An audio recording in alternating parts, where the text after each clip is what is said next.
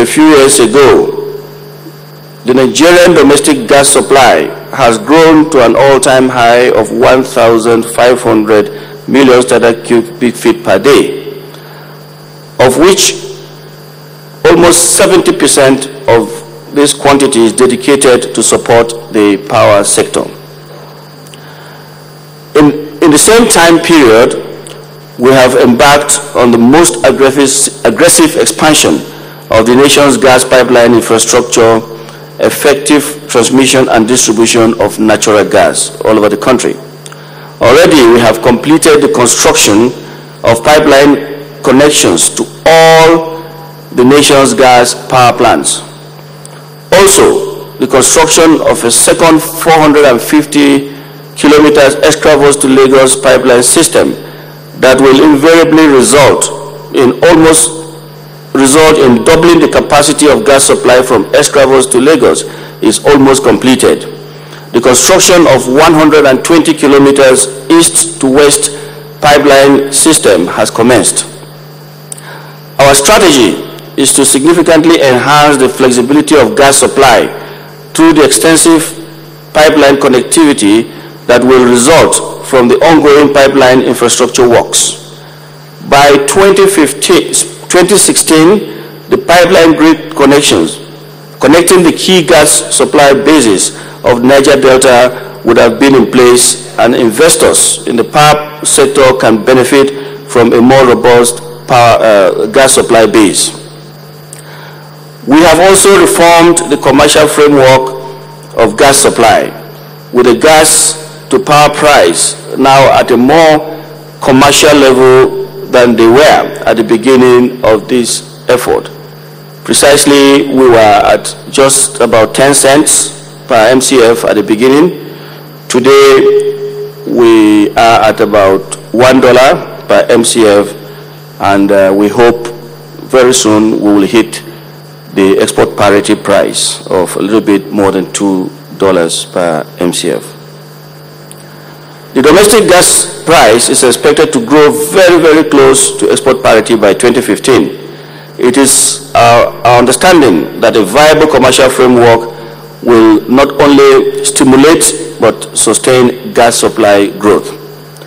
Going forward, we will continue to develop new gas supply sources and expect to grow the medium-term gas supply capacity within the next 5 years to about 3,500 million cubic feet per day to support the power sector.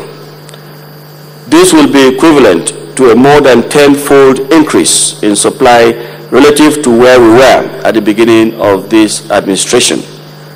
And I also want to add that it is estimated that it will attract a capital outlay of about $15 billion for the gas to upstream development and about $6 billion for infrastructure expansion. I am convinced that the steps we have taken to date will position the gas sector rightly for sustainability and growth, thus providing the requisite feedstock assurance to power sector investors and enabling the finance ability of their projects.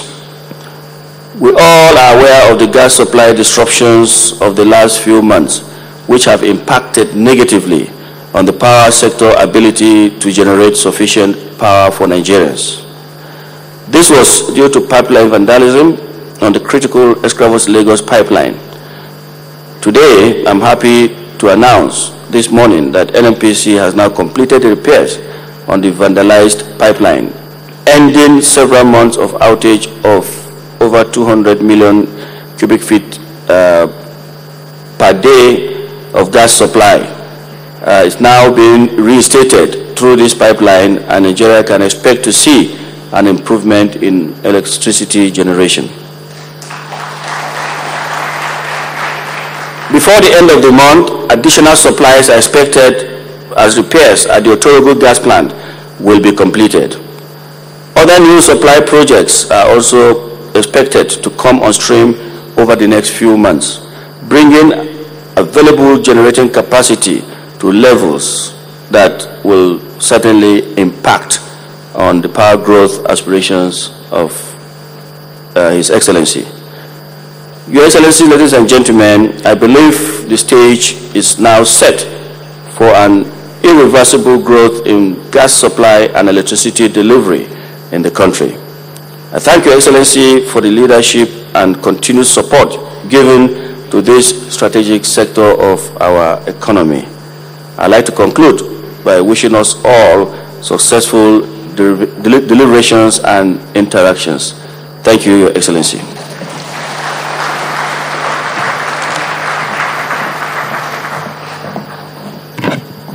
GMD NNPC, Mr. Andrew Yakubu, thank you very much. Another round of applause for him.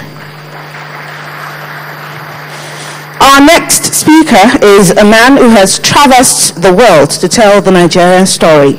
He has consistently worked hard to let the world know the vast investment potentials in virtually all sectors of the Nigerian economy, from agriculture to petroleum, from power to tourism. Let's welcome the Honorable Minister of Industry, Trade and Investment, Dr. Olusegun Aganga, as he tells our investors how lucrative the Nigerian power sector could be.